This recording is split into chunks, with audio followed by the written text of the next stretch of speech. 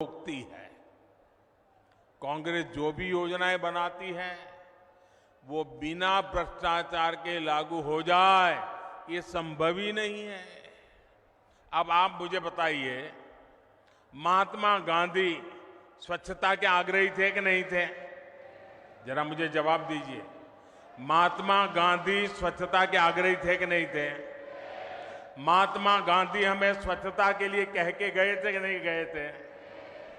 क्या 75 साल तक कांग्रेस को जितना भी समय 75 साल में काम करने का मौका मिला, क्या ये स्वच्छता के लिए उनको काम करना चाहिए था कि नहीं करना चाहिए था?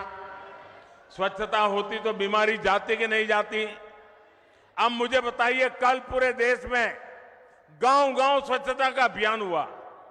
क्या ये स्वच्छता का काम, इसमें भी भाजपा कांग्रेस जैसा होता है क्या? क्या कांग्रेस के लोगों को स्वच्छता करने में क्या जाता था? करनी चाहिए थी कि नहीं करनी चाहिए थी? ये कोई मोदी का जन्मदिन तो था नहीं, ये महात्मा गांधी का जन्मदिन पे हो रहा है, वो भी कांग्रेस को पेट में दर्द हो रहा है। मैं तो ये सभी पॉलिटिकल पार्टियों को कहना चाहता हूं, ये सारा घमंडिया गठबंधन को भी कहना चाहता हूं, अरे कम से कम स्वच्छता का काम तो हाथ में लो। चलो भाई, गांधी जयंती पे नहीं करना है तो खुद के जन्म दिवस पर करो। खुद के जन्म दिवस पर नहीं करना है तो आपके और नेताजी के जन्मदिन पे करो।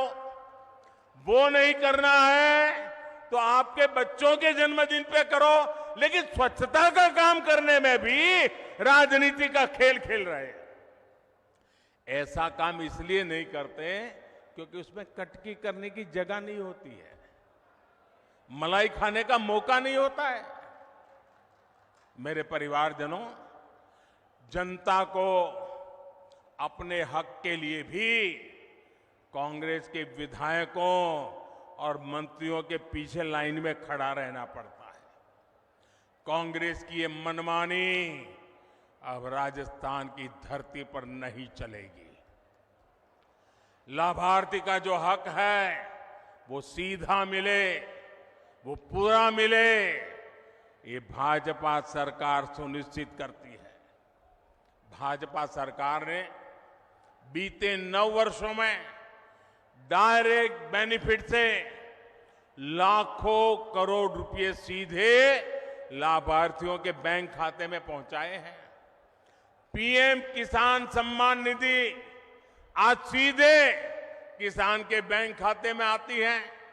कोई बिचौलिया नहीं, कोई कटकी कंपनी नहीं, कोई कमीशन नहीं, किसी दफ्तर में चक्कर काटने की जरूरत नहीं। मोदी का मॉडल ही यही है, हर लाभार्थी तक सीधा लाभ। इसलिए राजस्थान को भरोसा है कि भाजपा आएगी, बेईमानी जाएगी। मेरे परिवारजनों, जो कांग्रेस सरकार जान माल की सुरक्षा नहीं कर सकती, उसको हटाना बहुत जरूरी है। आप मुझे बताइए, जो उदयपुर में हुआ, वैसी कभी आपने कल्पना भी की थी?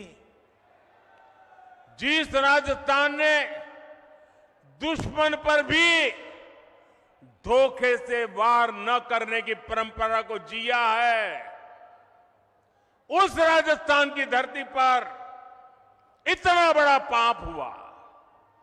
कपड़े सिलाने के बहाने लोग आते हैं और बिना डर, बिना खौफ के टेलर का गला काट देते हैं और वीडियो बनाकर गर्व से वायरल कर देते हैं।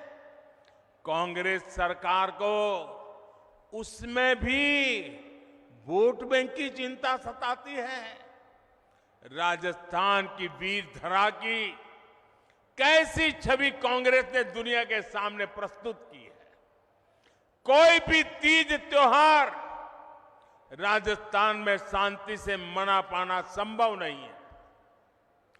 कब दंगे भड़क जाए, कब कर्फ्यू लग जाए, कोई नहीं जानता। सामान्य जन को जीवन की चिंता, व्यापारी को व्यापार की चिंता और कामगार को काम की चिंता, ये माहौल कांग्रेस ने राजस्थान में बना दिया है। इस विकास विरोधी माहौल को बदलना ही होगा।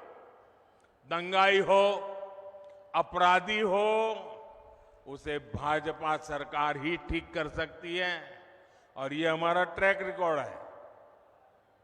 इसलिए लोग कह रहे हैं कि भाजपा आएगी, दंगे रुकवाएगी।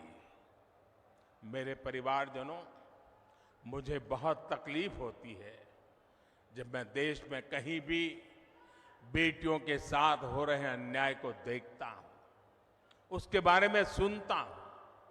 लेकिन राजस्थान में तो कांग्रेस सरकार ने बेटियों से अन्याय की परंपरा ही बना दी है। यहां बाड़मेर में दलित महिला से दुष्कर्म कर उस पर एसिड डाल दिया जाता है। सूरतगढ़ में महिला की हत्या कर शव रोड पर फेंक दिया जाता है। भीलवाड़ा में गैंग रेप के बाद बच्ची को भट्टी में जला दिया जाता है और जमवारामगढ़ में महिला को जिंदा जला दिया जाता है।